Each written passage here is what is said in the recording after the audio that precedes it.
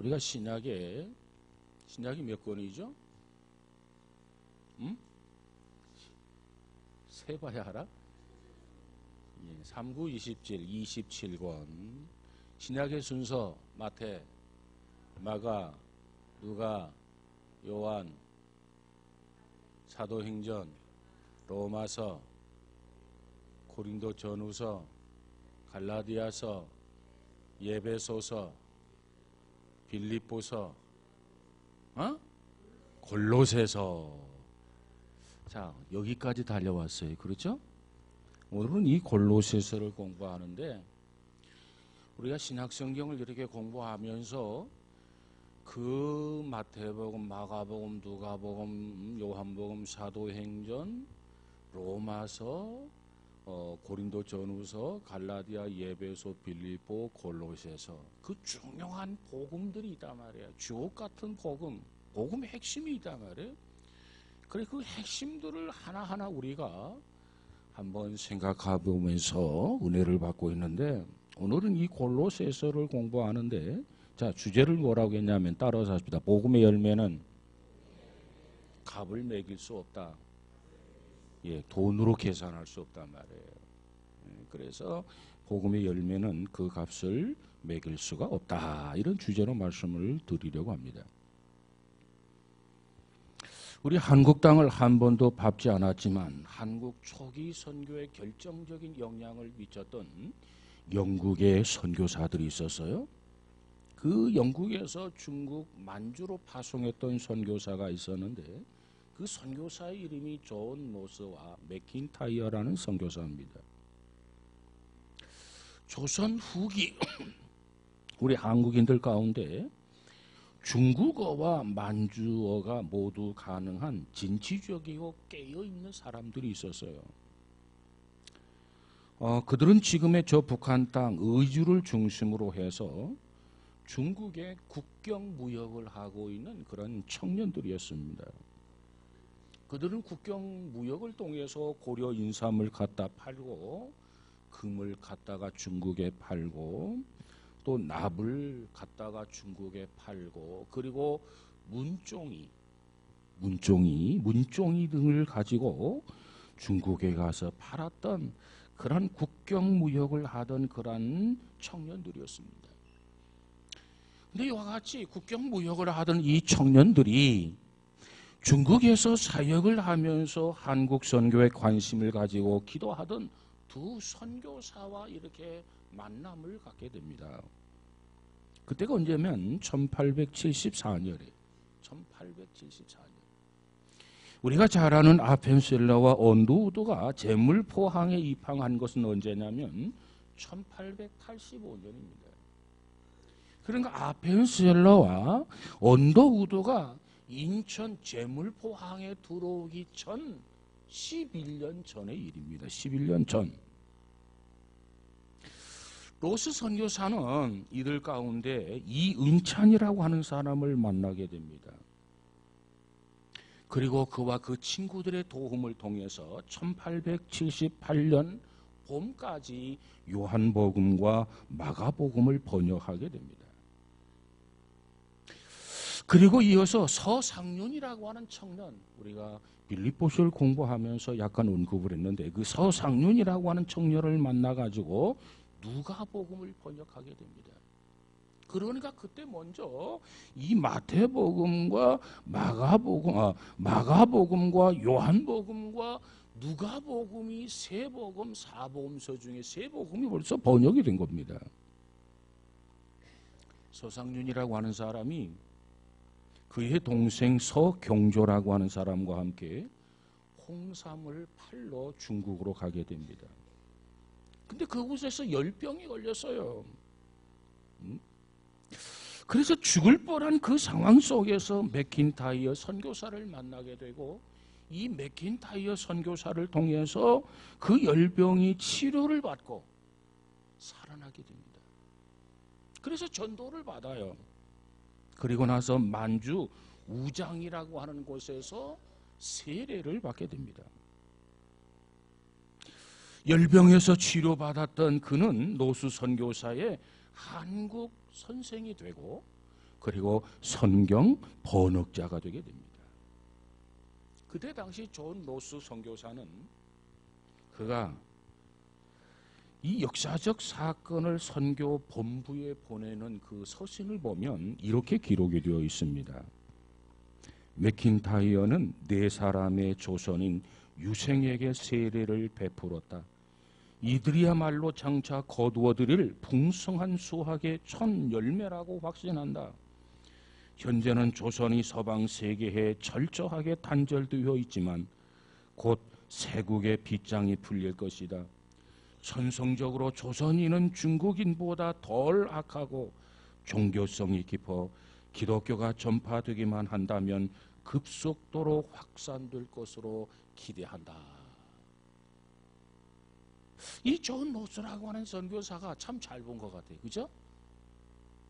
조선 사람들은 중국 사람들보다 착하다는 거예요. 중국 사람들보다 조선 사람들은 덜 악하다는 거예요. 잘 본 것 같아요? 잘못 본 것 같아요? 잘 본 것 같아요. 그래서 1883년 서상류는 번역된 성경을 들고 전도인이 돼가지고 황해도 순례 들어오게 되는데, 순례를 뭐라고 하느냐? 소례라 이렇게 이야기합니다. 그래서 한국 최초의 교회, 무슨 교회가 세워졌다고요? 소례교회가 시작이 되었더라. 자 보세요. 한국 선교회, 한국 땅을 한 번도 밟지 않았던 영국 선교사들에 의해서 한국 선교가 시작이 됐단 말이에요. 참 특색이 있지 않아요? 선교사들이 와가지고 직접 땅을 밟으면서 선교하는 게 아니라 한국 땅을 밟아보지 못했던 그 영국 선교사들을 통해서 한국 땅의 선교가 시작이 되었다는 거예요. 이게 참 특색이 있는 겁니다. 그런데 왜 오늘 이야기를 하느냐면 오늘 공부하는 것이 골로새서예요. 이 골로새 교회도 골로새를 한 번도 방문하지 못했던 사도 바울을 통해서 골로새 교회가 세워졌다는 거예요. 상당히 우리 한국 교회와 골로새 교회가 매우 흡사하다. 그래서 잠시 말씀을 드렸습니다. 1세기 바울이 소아시아를 선교하게 되는데 이 소아시아를 선교함에 있어서 핵심의 거점은 어디에 두고 있었냐면 예배소였습니다. 예배소. 그래서 바울은 예배소에서 몇 년 동안 거했냐면 2년 동안 머물러 있었습니다. 2년 동안 머물러 있으면서 예배소 사람들에게만 복음을 전하는 것이 아니라 각지에서 이 항구도시, 무역도시 소아시아 이 예배소에 모이는 사람들을 하나님의 말씀으로 교육하고 훈련시키고 제자로 삼았단 말이에요. 그래서 예배소에 몇 년 동안 있었냐면 2년 동안 있었다는 겁니다. 사도행전 19장 10절에 가서 보니까 2해 동안 이같이 하니 아시아에 사는 자는 유대인이나 헬라인이 다 무엇을 듣더라? 주의 말씀을 듣더라 그랬어요. 바울이 예배소에서 2년 동안 이렇게 하나님의 말씀을 가르치고 제자 훈련을 했더니 유대인이든 헬라인이든 누구든지 바울이 전하는 말씀을 전부 다 귀담아 들었더라는 거예요. 이때 예배소에서 골로새가 얼마만큼 떨어졌냐면 약 한 서쪽으로 160km 떨어져 있습니다. 그곳에서 예배소에 와가지고 바울을 통해서 복음을 들어요. 그리고 훈련을 받아요. 그때 골로새에서 온 사람이 있는데 그게 누구냐 하면 에바브라와 빌레몬이라는 사람입니다. 이 에바브라와 빌레몬이라고 하는 사람이 160km 떨어져 있는 빌레몬에서 예배소까지 오는 거예요. 그래서 그곳에서 말씀을 가르침을 받고 훈련을 받고 그들이 돌아가가지고 교회를 세우게 되는데, 그때 세운 교회가 어떤 교회냐면 그때 세운 교회가 바로 골로새 교회입니다. 골로새 교회.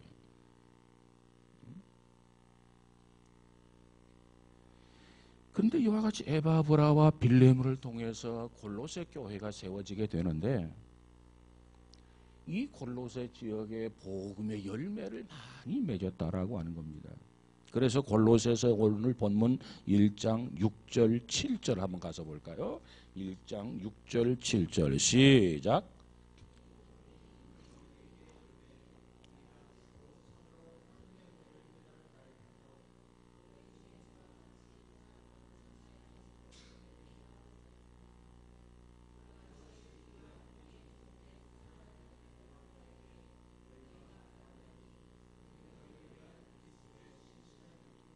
아멘. 이 복음이 이미 너희에게 이름에 너희가 듣고 참으로 하나님의 은혜를 깨닫는 날부터 너희 중에서와 같이 또한 온 천하에서도 열매를 맺어 자라는도다.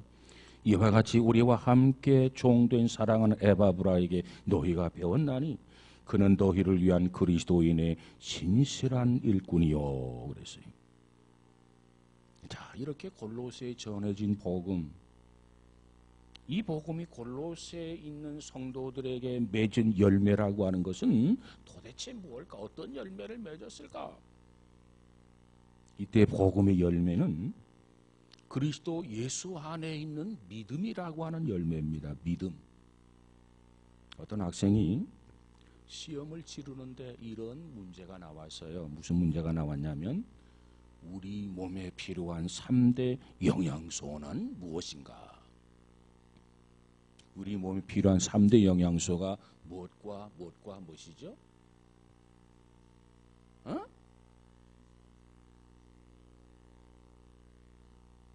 뭐라고요?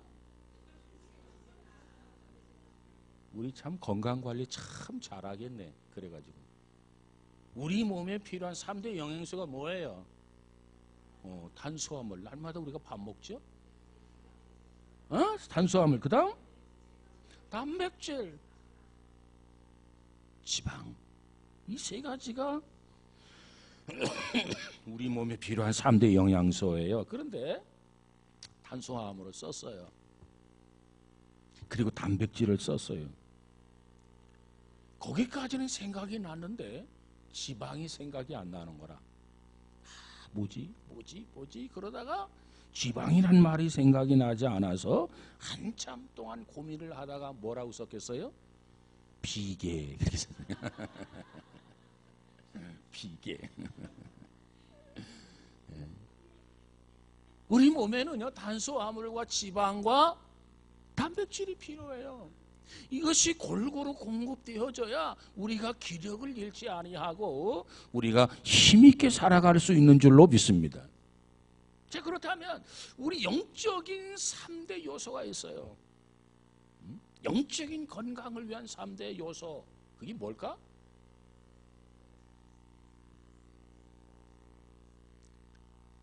지금 골로새 교회에 맺어진 열매가 있는데 그 열매가 무엇일까? 첫 번째 뭐라고 그랬어요? 하나도 안 들었어 벌써.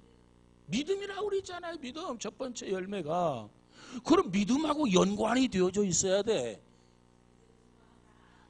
야, 그 눈치 한번 빠르다. 에? 우리 육신의 건강을 위해서 영양의 3요소, 탄수화물과 단백질과 지방이 필요하듯이 우리 영적 신앙에 있어서의 건강의 3요소는 믿음과 소망과 사랑인 줄로 믿습니다. 그래서 바울은 이 세 가지 요소가 복음을 들은 결과 맺은 열매들이다, 이렇게 설명하고 있어요. 뭐라고 말하고 있느냐? 이는 그리스도 예수 안에 있는 너희 믿음과 모든 성도에 대한 사랑을 들었으니요. 그 다음에 너희를 위해 하늘에 쌓아둔 소망으로 말미암음이니 곧 너희가 전에 복음의 진리의 말씀을 들은 것이다. 그래서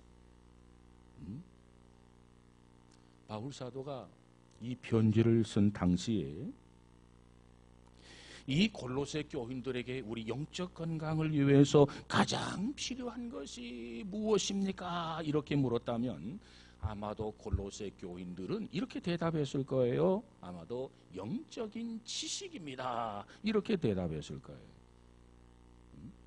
왜? 골로새 교회에 골로새 지역에 복음이 전파되었단 말이에요. 그런데 얼마 되지 않아서 그들의 그 복음을 말미암아 가진 그 믿음에 대해서 믿음을 흔드는 이단 사상이 그들 사이에 비집고 들어왔어요. 그때 그들의 믿음을 흔드는 이단 사상이 무슨 사상이냐면 영지주의라고 하는 사상, 영지주의. 영지주의라고 하는 게 뭐냐면 우리가 정말 복음을 안다면, 복음을 지식적으로 안다면 반드시 신비한 영적 지식이 있어야 된다, 이렇게 주장하는 것이 영지주의라는 겁니다. 그래서 접근하는 거예요. 그래서 저들이 원하는 목적이 뭐냐면 말씀이 중요하다가 아니라 말씀도 알아야 하지만 영적 지식, 신비로운 지식이 있어야 된다. 그래서 결국은 이 말씀에 대해서 지식보다도 이게 더 소중하다. 영적 지식, 신비로운 지식이 더 소중하다. 그렇게 주장하는 거예요. 이단이라고 하는 것은 달을 이자 끝단자 아닙니까? 처음부터 하나님의 말씀을 부정하면 이단이 아니에요. 그건 누구나 다 아는 거잖아요. 그런데 그럴듯하게 인정해요. 그래, 맞아. 그런데 꼬리가 달라요. 끝이 달라요. 하나님에 대한 지식이 있어야지요. 복음에 대한 지식이 있어야지요. 다 인정을 해요. 그러나 중요한 것은 영적 지식, 신비로운 지식이 필요하다는 거예요.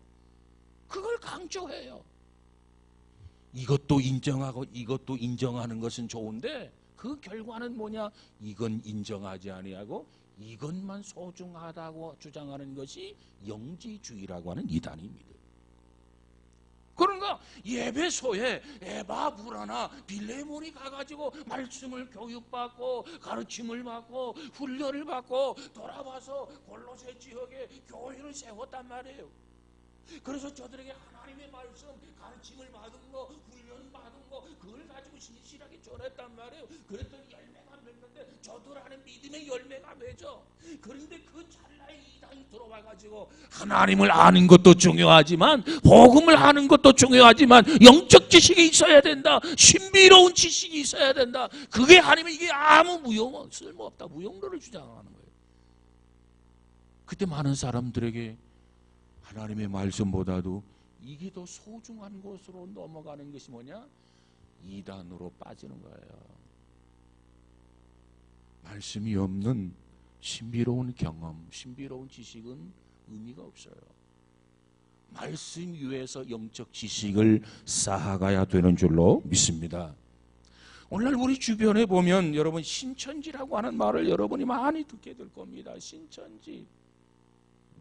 그 신천지의 특색이 뭐냐면 성경을 가지고 비유풀이를 잘합니다. 비유. 그럴듯하게 영적 해석이라고 그래가지고 그럴듯하게 비유풀이를 잘해요. 그러면서 접근해요. 들어보지 못한 이야기를 듣게 되잖아요. 너무너무 그럴듯하잖아요. 그러다 보니까 거기에 유혹되는 거, 거기에 빠지는 거예요.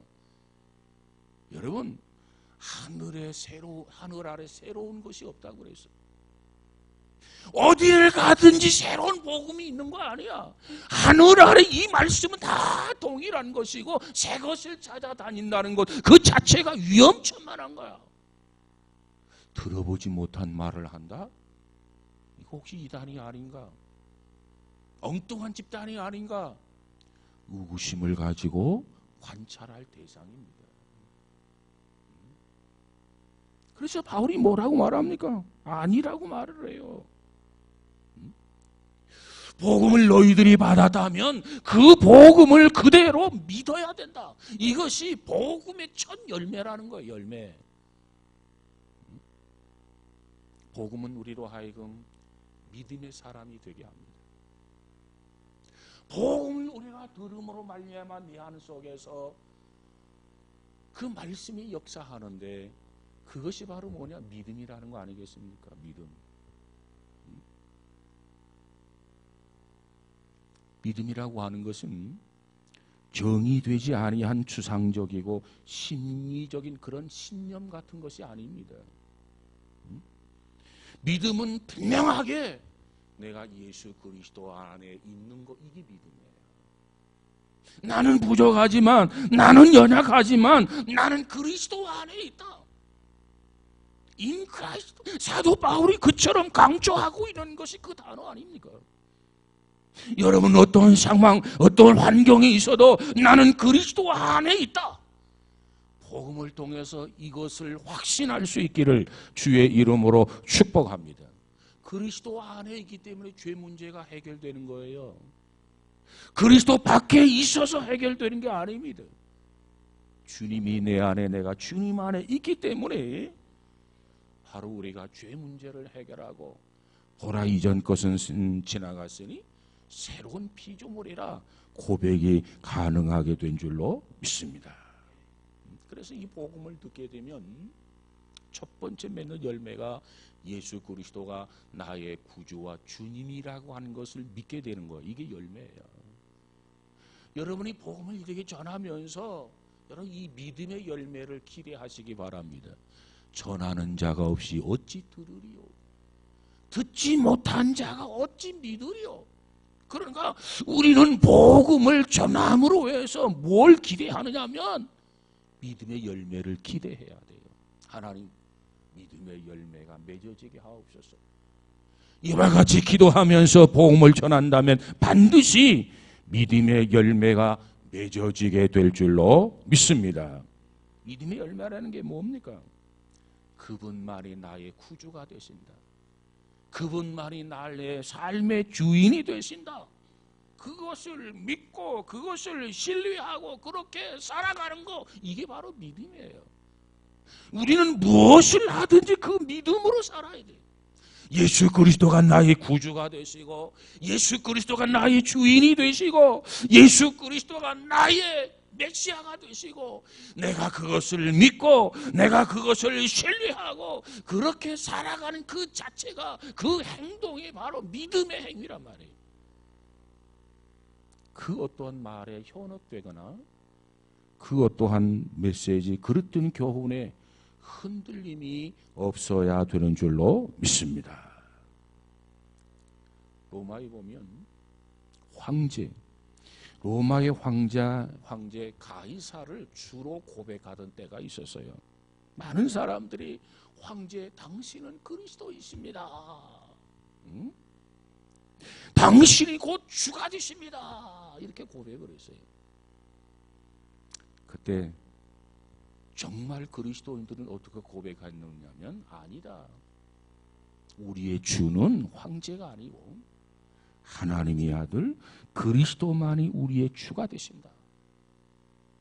이 고백은요, 목숨을 내놓고 하는 고백이에요. 나는 죽어도 좋다, 이런 결심이 없이는 이 고백을 할 수 없는 고백이었어요. 바로 그들이 누구냐? 바로 그리스도인들이란 말이에요. 그리스도가 그들의 마음속에 계시기 때문에, 그리스도가 그들의 마음의 구주와 주님이 되시기 때문에 가이사가 주라고 고백하는 데 있어서 나는 동의할 수 없다. 가이사는 역시 인간이다. 가이사는 피조물이다. 그러나 예수 그리스도는 정말 우리의 구세주다.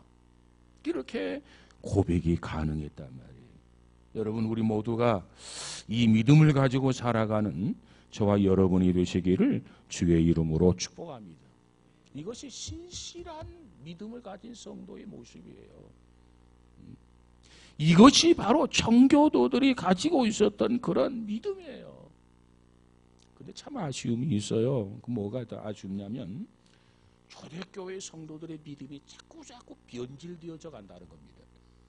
청교도들의 믿음이 자꾸 변질되어져 간다는 겁니다. 이것이 아쉬워요. 여러분, 이 청교도들이 미국으로 넘어가잖아요. 대서양을 건너서. 그래서 그들이 화폐를 찍어내는데 그 화폐에, 그 돈에 뭐라고 써놨습니까? In God we trust. 우리는 하나님을 믿습니다. 이게 진정한 믿음이란 말이에요.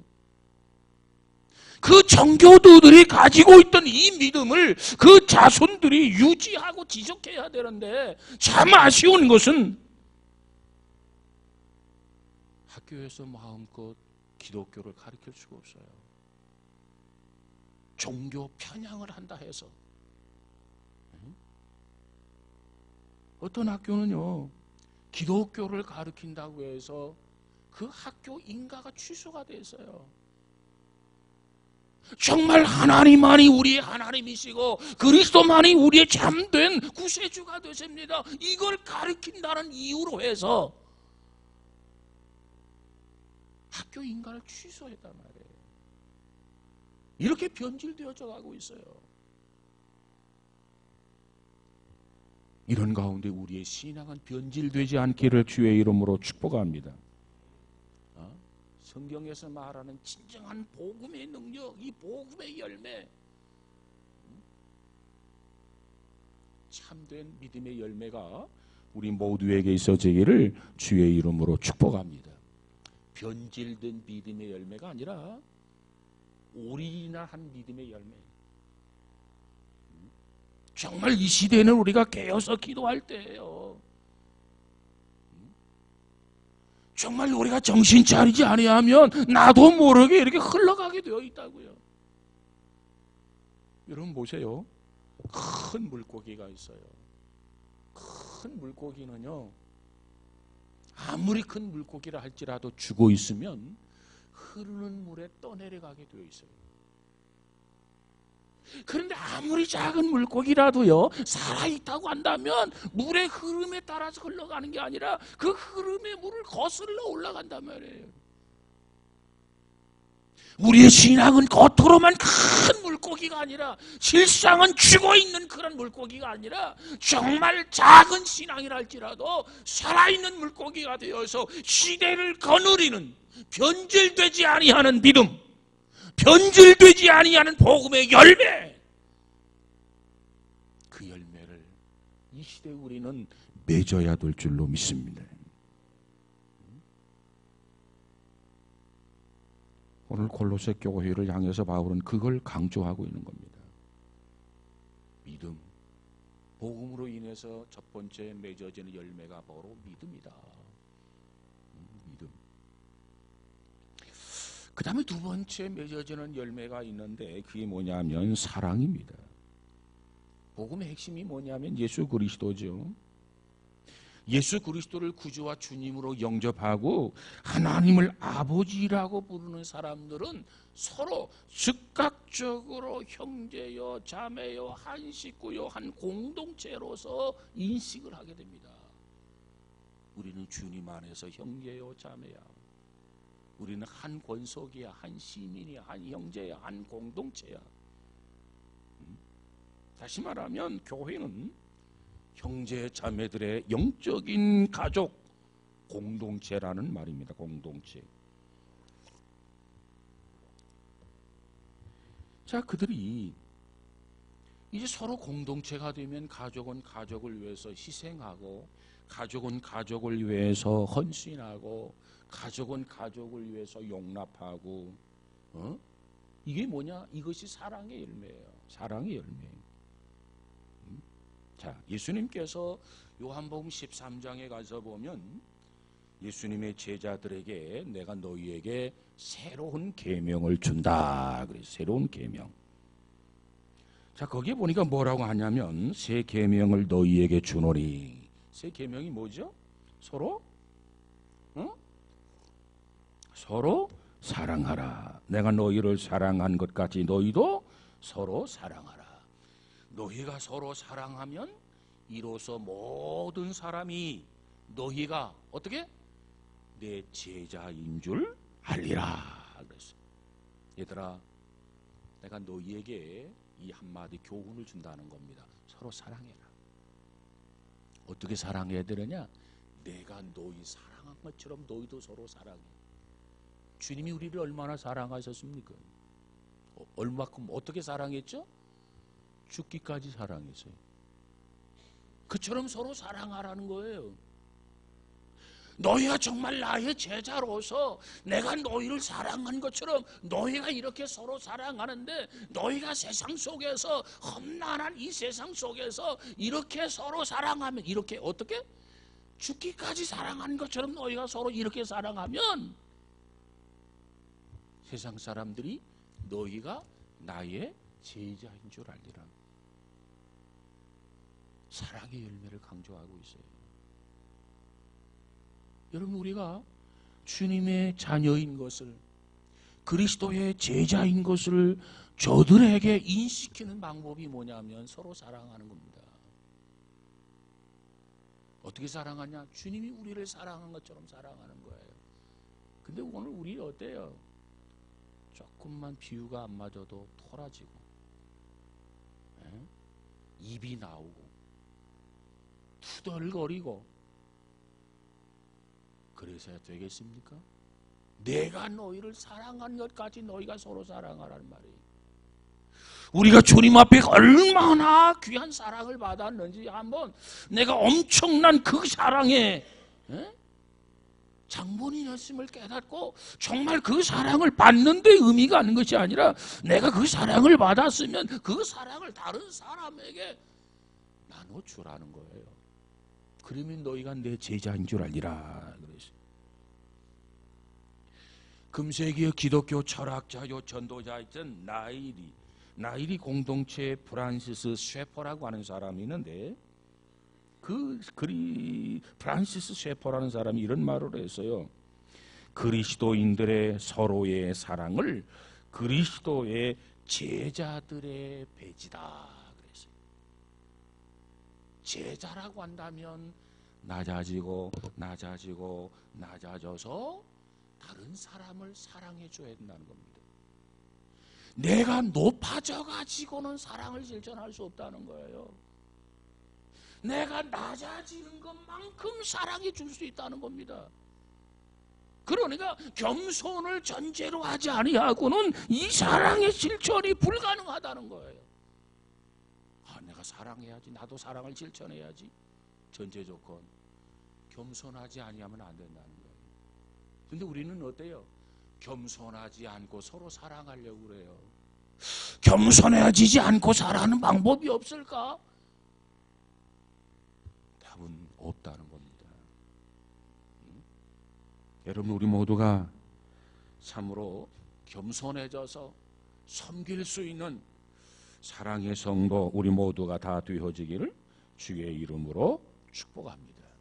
그래서 이것을 강조하는 것이 특별히 빌레몬서예요. 아까도 말씀드렸습니다마는 예배소에 가서 에바브라와 빌레몬이라고 하는 사람이 가서 말씀을 공부하고 훈련받고 돌아와서 골로새 교회를 세웠는데, 특별히 이 사랑을 강조하고 있는 것이 빌레몬서입니다. 빌레몬서. 자, 이 빌레몬서의 시작, 빌레몬 1장 2절에 가서 보니까 내 집에 있는 교회에 편지하노니 그랬어요. 그래서 골로새 교회가 어디서부터 출발했겠나? 성서학자들이 말하기를 빌레몬이라고 하는 사람의 집에서 소그룹으로 예배를 드리면서 이 골로새 교회가 성장했다, 이렇게 봅니다. 자, 그런데 거기에 보면은 이 골로새 교회에서 중요한 결단의 시기가 왔어요. 뭘 결단해야 되냐면, 이 빌레몬의 집에서, 그 집에서 노예로 있었던 오네시모라고 하는 종이 있었어요. 오네시모. 그런데 이 오네시모가 자기 주인 빌레몬에게 재산상의 손해를 끼치고 도망을 쳤습니다. 아마 요즘으로 말하면 오네시모라고 하는 이 종이 자기 주인의 빌레몬의 집에서 금, 은, 보석을 가지고 도망을 친 거예요. 이게 오네시모입니다. 그런데 이 오네시모가 이 귀한 걸 가지고 도망을 쳤는데 어디로 가느냐? 요즘으로 말하면 서울로 갔단 말이에요. 당시 어디로 갔냐면 로마로 도망을 쳤어. 로마로. 근데 로마로 도망을 쳤는데 로마로 도망을 쳐가지고 누구를 만나냐면 바울을 만나요. 바울을. 그래서 바울을 통해서 하나님의 말씀을 배워요. 그래서 그가 그 말씀을 배움을 받고 그리스도를 믿게 되는 그리스도인이 되었단 말이죠. 그래서 이제 편지하면서 뭐라고 하느냐면 그가 전에는 너희에게 무익하였지만 아니 해를 끼쳤지만은 이제는 나와 내게 유익함으로 너에게 그를 다시 돌려보내니 그는 내 신복이라 이후로는 종과 같이 대하지 아니하고 종 이상으로 곧 사랑받은 형제로 둘 자라. 다시 말하면 바울이 빌레몬에게 편지를 써요. 자, 그들은 믿음이 이렇게 자랐어요. 이제 사랑을 실천할 때가 됐단 말이야. 믿음이 자라니까. 그런 이 빌레몬에게 편지를 썼는데, 야, 너희 집에 오네시모라고 하는 종이 있었지? 아, 있었죠. 그가 어떤 사람이었느냐? 이 녀석이 한밤중에 금은 보화를 가지고 다 도망쳤습니다. 근데 도망쳤는데 로마에서 바울을 만났고 바울을 통해서 복음을 듣게 되고 그래서 그가 믿음을 갖게 되고 이제 바울을 위해서 협력하고 협조하던 그런 그리스도인이 되었단 말이에요. 그래서 이 오네시모를 다시 빌레몬에게 보내면서 뭐라고 이야기합니까?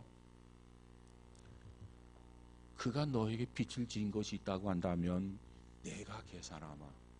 바울이 말하는 거예요. 빌레몬에게 내가 계산하마. 내가 정산해 주겠다. 그러니까 이를 종으로 대하지 말고 종 이상으로 그를 대해줘라. 그는 더 이상 종이 아니라 그리스도 안에서 서로 사랑을 주고받아야 할 그런 형제다. 이렇게 편지를 써서 보냅니다. 자, 여러분 같으면 이런 상황 속에서 종이었던 오네시모를 형제로 받아들일 수 있겠습니까? 응? 받아들일 수 있겠어요? 그런데 빌레몬은 받아줘요. 이게 복음의 열매예요. 복음을 듣지 않았더라면, 믿음 안에 거하지 않았더라면, 그리스도 안에 거하지 않았더라면, 내가 믿음이 없었더라면 이 사랑을 실천하지 않아도 될 때인데 내가 믿음의 사람이기 때문에 복음을 듣고 첫 번째 맺을 열매가 믿음이고 두 번째 맺을 열매가 사랑인데, 그래서 저들이 두 번째 열매, 사랑의 열매를 맺게 된다고 하는 겁니다. 그래서 바울이 그러한 골로새 교회를 보면서 마음에 흐뭇해요. 마음에 기쁨을 가져요. 그리고 하나님 앞에 감사해요. 왜? 골로새 교인들에게 첫 번째 열매, 믿음의 열매가 있었고 두 번째 열매, 사랑의 열매를 볼 수 있었기 때문에 그렇습니다. 우리가 신앙생활을 하면서 우리가 때로는 의견이 맞지 않아서 충돌하고 갈등을 일으킬 때가 있어요. 목사님이 안타까워가지고 불러요. 서로 화해하세요. 서로 용서하세요. 서로 사랑하세요. 마음에 내키지 않지만 목사님이 말씀하니까 화해하겠습니다. 용서하겠습니다. 그리고 서로 손을 잡고 그저 기도하고 풀어지면 그것을 보는 목회자의 마음이 얼마나 흐뭇합니까? 그런데 목사님, 그런 말 하지 마세요. 죽으면 죽었지 나는 용서 못합니다. 내 눈에 흙이 들어가도 어디서 많이 듣던 소리야. 그건 복음의 열매가 아니에요. 첫 번째 맺어야 할 열매가 믿음이고 두 번째 맺어야 할 열매가 뭐라고요? 사랑의 열매다. 자, 오늘 4절을 한번 읽어가 볼까요? 4절 시작.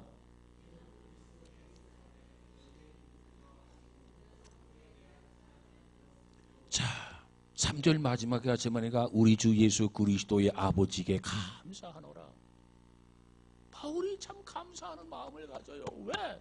저들에게 첫 번째 열매 믿음이 있었고 그 다음에 두 번째 열매 뭐가 있었다고요? 사랑의 열매, 사랑을 들었으며 바울의 말을 듣고 순종하는 저들의 모습을 보면서 바울이 너무너무 흐뭇한 거예요.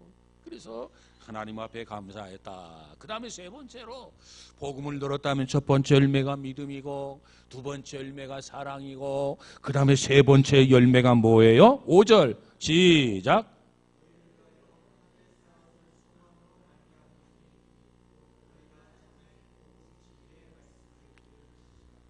세 번째 열매가 하늘에 쌓아둔 소망의 열매라는 겁니다. 하늘에 쌓아둔 소망의 열매. 너희를 위하여 하늘에 쌓아둔 소망으로 말미암음이니 곧 너희가 전에 복음의 진리의 말씀을 들은 것이라. 성경은 이 세상을 살아가는 모든 사람을 두 가지로 구별을 하지요. 첫 번째 사람, 땅에 보물을 쌓는 사람. 두 번째 사람이 누구예요? 하늘에 보물을 쌓는 사람. 성경은 우리에게 뭘 강조합니까?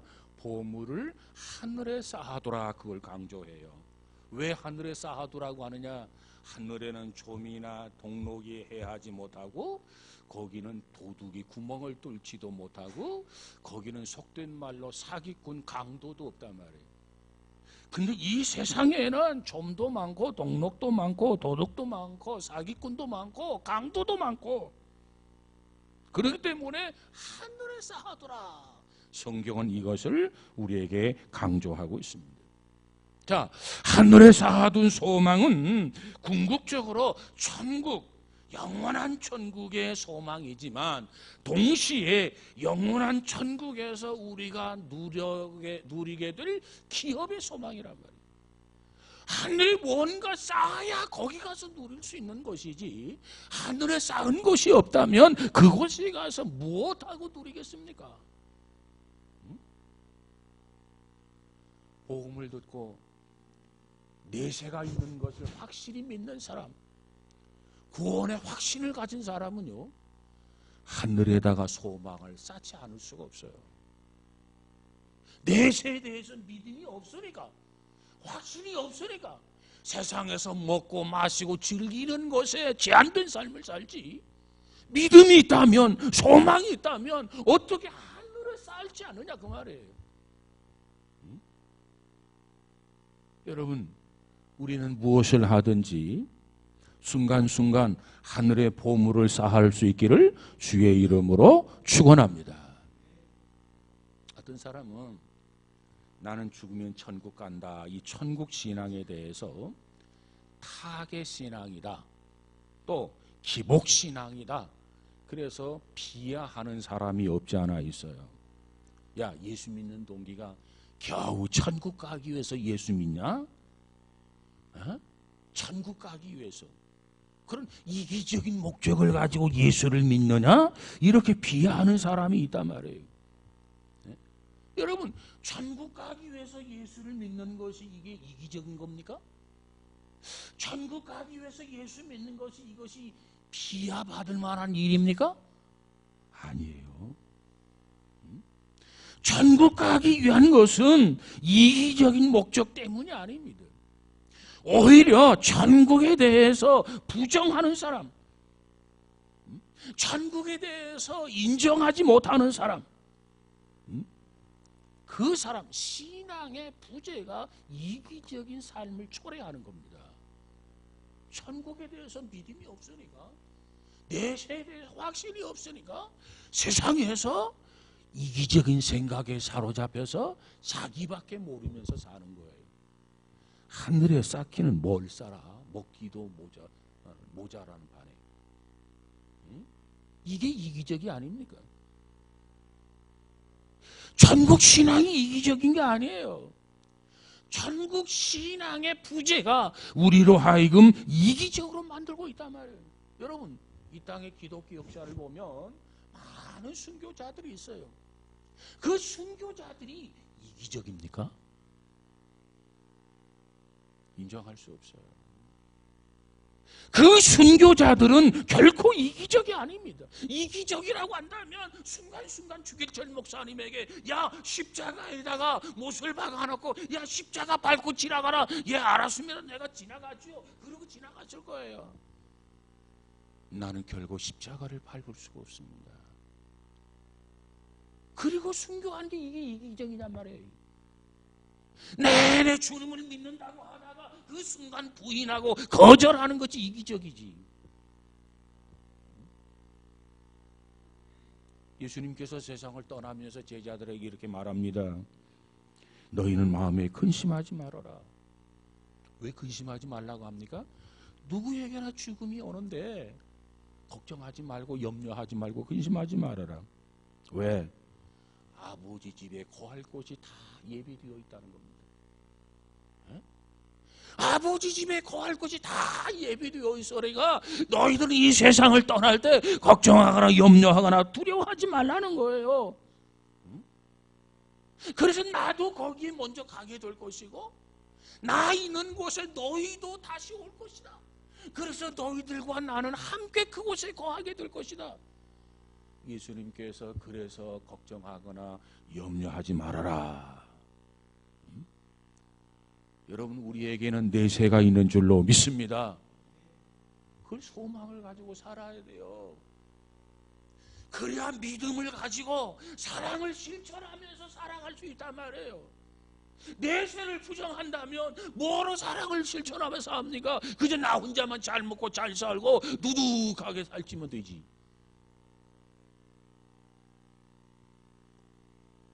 몇 해 전에 강남 세브란스 병원 암센터 원장이었던 국내 유방암으로 명의했던 이희대 박사가 있었는데 향년 61세로 세상을 떠났어요. 근데 이희대 박사가 그저 특별히 유방암에 대해서 명의로 알려졌는데 고인은 대장암에 걸렸습니다. 수술을 몇 번 했느냐? 12번이나 했어요. 그래서 암이 재발하고 암 4기 인생을 살아가면서 그래도 자기는 포기하지 아니하고 다른 암 환자들, 그러니까 유방암의 명의니까 유방암의 환자들을 수술을 하고 그리고 그 환우들에게 소망을 넣어주면서 그는 계속해서 치료를 하면서 운명을 했다는 겁니다. 강남 세브란스 병원에 가보면 기도회 하는 공간이 있는데 그 기도회를 할 때마다 맨 앞자리에 앉아서 기도하는 분이 바로 이희대라고 하는 이 박사였어요. 누구보다도 앞장서서 자기는 이 대장암에 걸려서 사기였지만 늘 하나님 앞에 먼저 기도하는 그런 모습을 보여주면서 항상 웃음을 잃지 않았다는 겁니다. 그러면서 그가 그런 가운데서도 책을 저술하게 되는데 그가 쓴 책이 뭐냐면 희대의 소망이다. 희대의 소망이다. 참 이름도 잘 지어야 될 것 같아요. 이름이 이희대인데 그가 그 병을 알면서 그가 책을 썼는데 책 제목이 희대의 소망이다. 그랬어요. 그 시대의 소망, 그 내용 줄거리가 뭐냐면 자기는 지금 암사기예요. 그러나 희망의 오기가 있고 생명의 오기가 자기 앞에 기다리고 있다는 거예요. 암사기였지만 절망할 수밖에 없잖아요. 포기할 수밖에 없잖아요. 그런데 자기 앞에는 생명의 오기가 있고 희망의 오기가 있다는 거예요. 그러니까 암사기임에도 불구하고 포기하거나 절망하지 않는다는 겁니다. 무엇이 그 사람을 그렇게 만들었습니까? 복음. 복음이 그 사람을 그렇게 만든 거예요.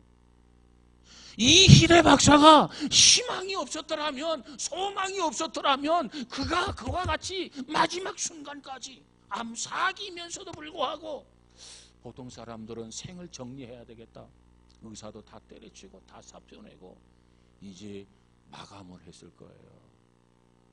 근데 그분은 운명할 때까지 포기하지 않았어요. 왜? 자기가 암 4기였지만 수술을 12번 받았단 말이에요. 12번. 그렇지만 자기에게는 생명의 4기 다음 생명의 5기가 있다. 희망의 5기가 있다.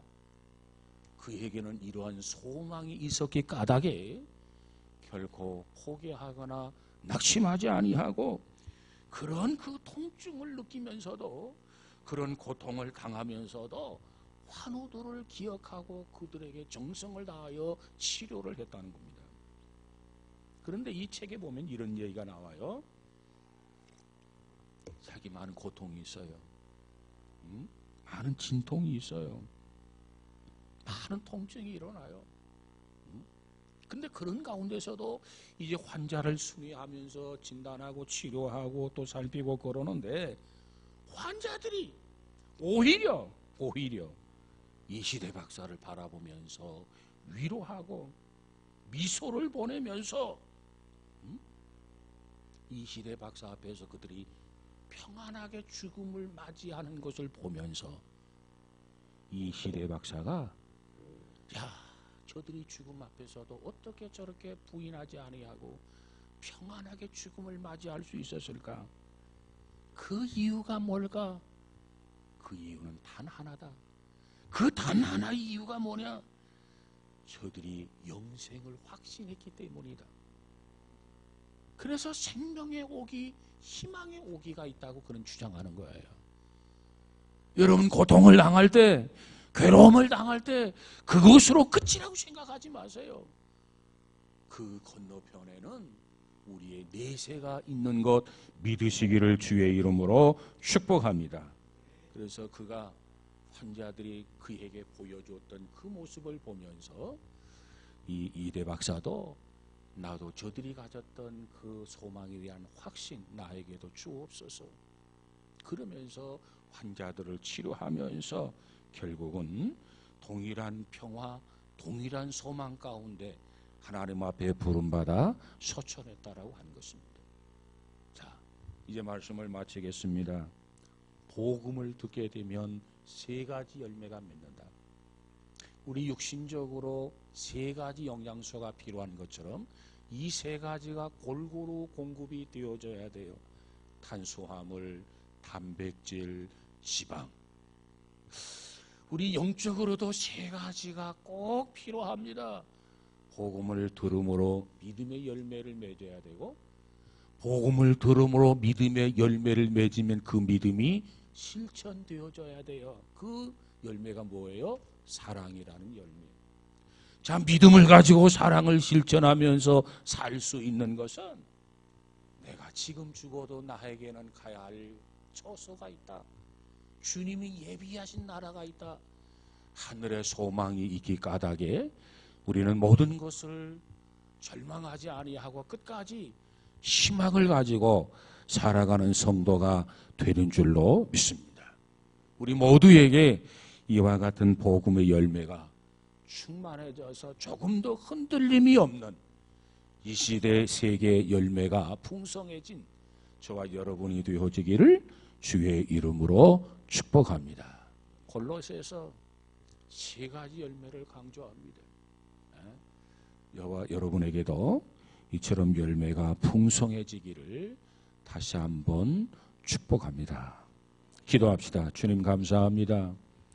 오늘 골로새서를 통해서 특별히 강조하고 있는 모습, 복음을 통해서 저들이 믿음의 열매를 맺었고 또 믿음을 가지고 있는가 하면 오네시모를 용서해라. 정말 바울의 청대로 용서하는 그 모습을 보면서 사랑하는 그 모습을 보면서 바울이 하나님 앞에 감사했다고 했습니다. 뿐만 아니라 저들 모두가 다 하늘의 소망을 가지고 사는 그 아름다운 모습을 볼 때 바울은 하나님을 찬양했습니다. 오늘 우리 모두에게도 이와 같이 영적으로 세 가지 열매가 풍성해질 수 있는 복 있는 성도들 되어지게 하옵소서. 믿음이 충만하게 하시고 사랑이 충만하게 하시고 소망이 충만해지게 하여 주옵소서. 예수님 이름으로 기도하옵나이다. 아멘.